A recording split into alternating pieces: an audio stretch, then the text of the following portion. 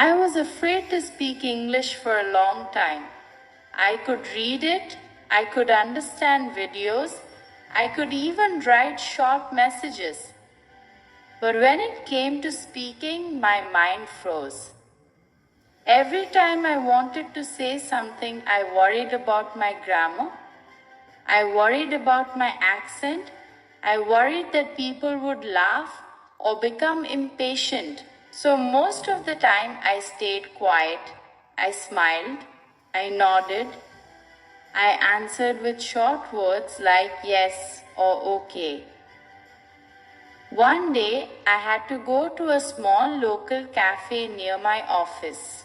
It was my lunch break and I was tired. I thought about ordering on my phone, but the app was not working.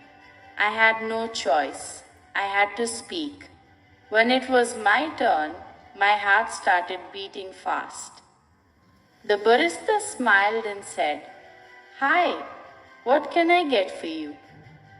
I knew the words. I had practiced sentences like this many times at home. But suddenly, everything disappeared from my head. I took a deep breath and said slowly, "Can I have a coffee, please?" She nodded. "Sure, what kind of coffee?" For a second, I panicked again. Then I realized something important. She was not testing me. She was just doing her job. She wanted to understand me, not judge me. "Oh, a latte," I said, "medium size." She smiled again. "No problem. Would you like anything to eat?" I made a small mistake in my next sentence. I said, "Yes, I like a croissant," when I meant I'd like a croissant. I noticed the error immediately. My face felt warm. But she didn't correct me, she didn't laugh. She simply said, "Great, that'll be $5." That was it. The conversation ended. I walked away with my coffee and croissant, but something felt different. I felt lighter, proud even. Nothing bad had happened. The world didn't stop because of my mistake.